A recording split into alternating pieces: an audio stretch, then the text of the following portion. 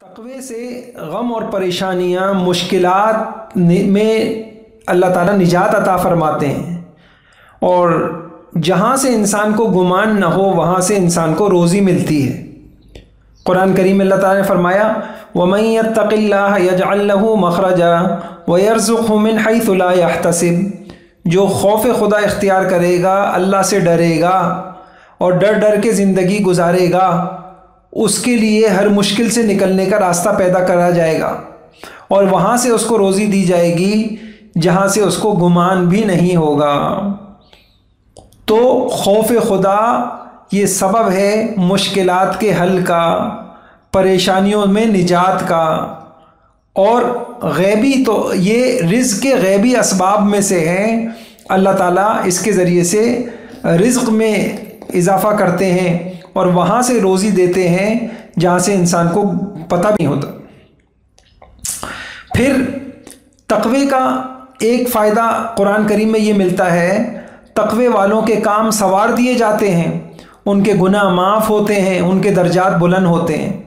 कुरान करीम में है या अय्युहल्लज़ीना आमनुत्तक़ुल्लाह वक़ूलू क़ौलन सदीदा युस्लिह लकुम अअमालकुम व यग़फ़िर लकुम दुनूबकुम। ऐ ईमान वालों, अल्लाह से डरो, सीधी सच्ची बात कहा करो, सीधे रास्ते पे चला करो, अल्लाह तुम्हारे फ़ायदे के लिए तुम्हारे काम संवार देंगे। आज हर इंसान परेशान है कि जी काम नहीं संवर रहे, मुश्किलें हैं कि हल नहीं हो रही, परेशानियां हैं कि दूर नहीं हो रही। क्या फरमाया, अगर निकलना चाहते हो, काम संवारना चाहते हो, बिगड़ी बनाना चाहते हो, तो तक़वे वाली ज़िंदगी इख्तियार करो। इसी जगह एक जगह फरमाया वमन यत्तक़िल्लाह युकफ़्फ़िर अन्हु सय्यिआतिही व युअज़िम लहू अजरा, और जो कोई अल्लाह से डरेगा अल्लाह उसके गुनाहों को माफ़ देंगे, उसको ज़बरदस्त सवाब देंगे। एक जगह फरमाया या अय्युहल्लज़ीना आमनू इन तत्तक़ुल्लाह यजअल लकुम फ़ुरक़ाना व युकफ़्फ़िर अन्कुम सय्यिआतिकुम, तुम तक़वे की रविश इख्तियार करोगे, अल्लाह तुम्हें समझ देंगे, फ़हम देंगे। तो एक बात ये भी आ गई, तक़वे से काम संवरते हैं। और एक तक़वे का फ़ायदा ये लिखा है कुरान करीम में, तक़वे से काम आसान हो जाते हैं। हर इंसान चाहता है कि मेरे काम संवर भी जाएं, और एक ये है कि किसी का काम तो संवरे लेकिन बड़ी मुश्किलात पेश आएँ, बड़ी मुश्किलात पेश आएँ बाद में जाके संवरे नहीं। हर इंसान चाहता है मेरे कामों में आसानियाँ हों। तो फरमाया उसका हल क्या है, वमन यत्तक़िल्लाह यजअल लहू मिन अम्रिही युसरा, जो तक़वा इख्तियार करेगा, जो खौफ खुदा इख्तियार करेगा, जो अल्लाह से डर डर के चलेगा और ज़िंदगी में आज़ाद नहीं पाबंद बन के चलेगा, खौफ खुदा ज़िंदगी का मकसद होगा, तो अल्लाह पाक क्या फरमा रहे कि मैं तुम्हारे कामों को आसान कर दूँगा। इसमें एक बात मैं आपसे अर्ज़ करूँ, बहुत अहम बात है कि देखिए ये जो है तक़वा जो है, खौफ खुदा जो है, ये इंसान को बड़ी बड़ी मुश्किलात से बाहर निकाल देता है। और सिर्फ दो वाक़े आपके सामने अर्ज़ करता हूँ, वल्लाह आलम शायद पहले भी मैंने अर्ज़ किए थे कि एक अस्हाबुल गार वाला वाक़या हमें हदीस में मिलता है कि 3 आदमी थे और वो 3 आदमी एक अंधेरी रात में या बारिश थी जा रहे थे, वो पनाह लेने के लिए किसी गार के अंदर चले गए।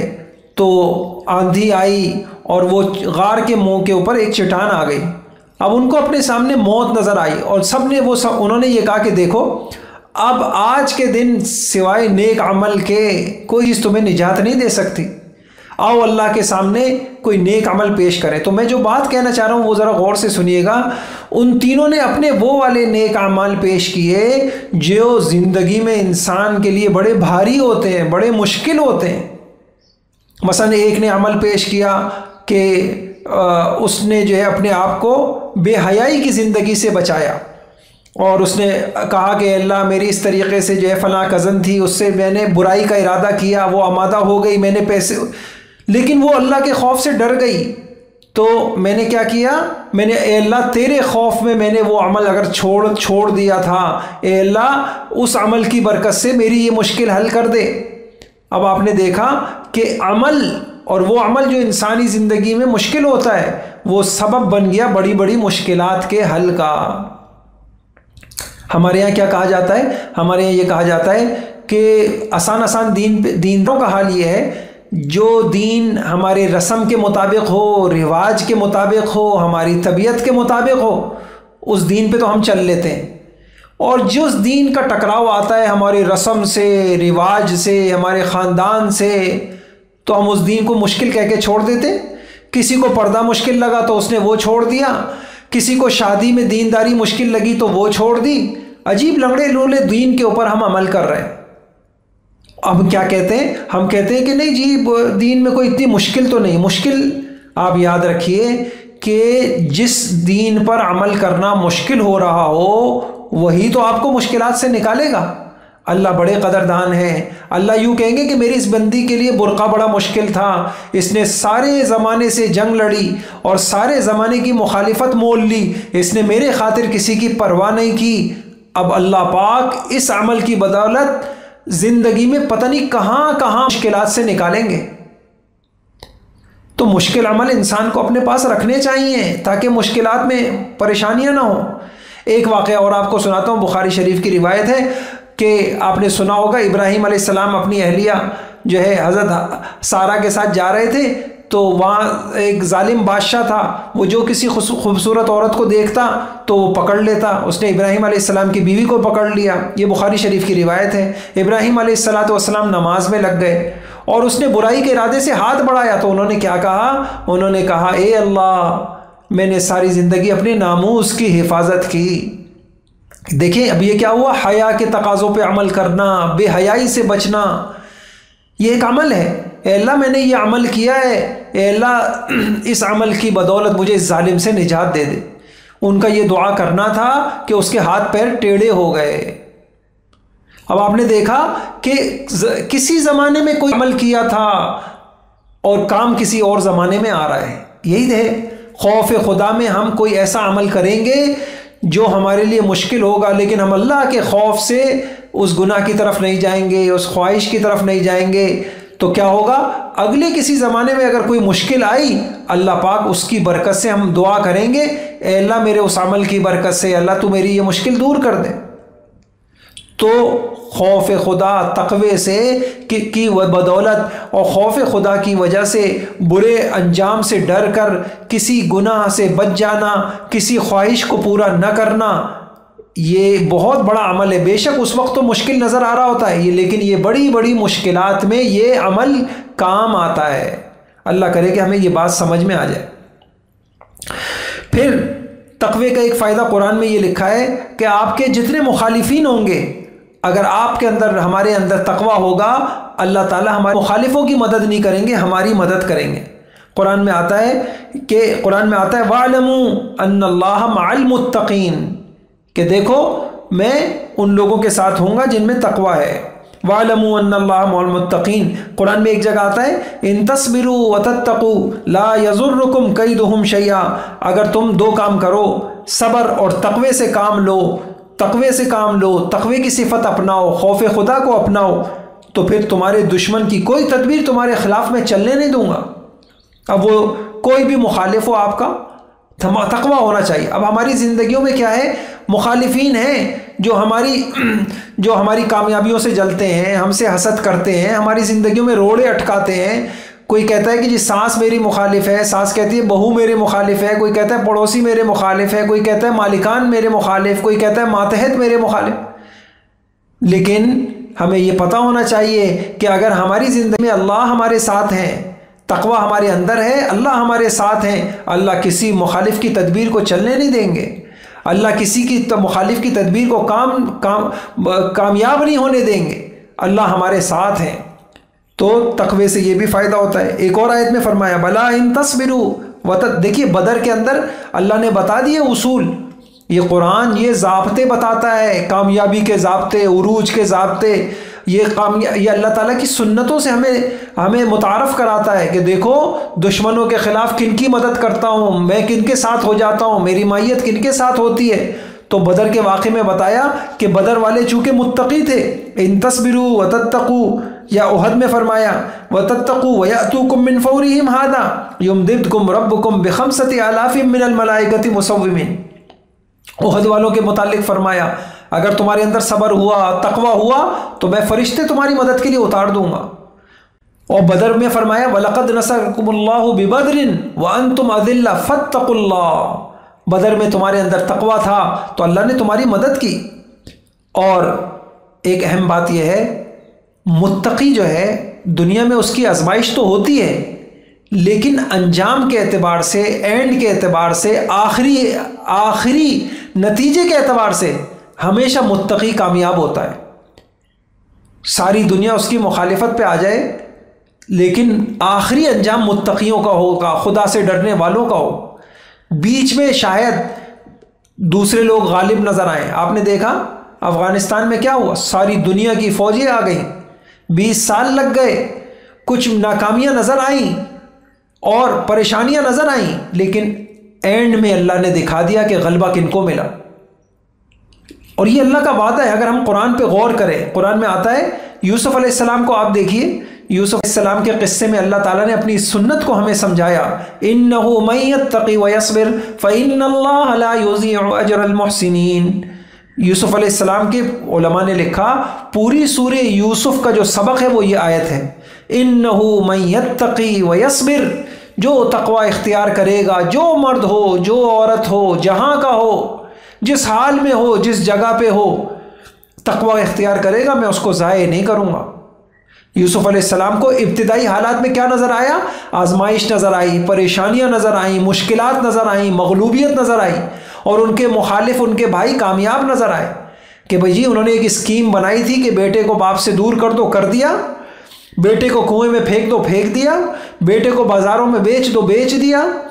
फिर आगे जो है आप देखिए बाज़ारों में बिक रहे हैं और यूसुफ अलैहिस्सलाम पे इल्ज़ाम लग रहे हैं, तोहमतें लग रही हैं, जेल में जा रहे हैं, सब कुछ हो रहा है। यूसुफ अलैहिस्सलाम ने तकवा इख्तियार किया हुआ है। आप देखें हर जगह यूसुफ अलैहिस्सलाम ने तकवा इख्तियार किया है, उनके कदम भटक नहीं रहे, बहक नहीं रहे, और वो अल्लाह के हुक्मों पे जमे हुए हैं, डटे हुए हैं।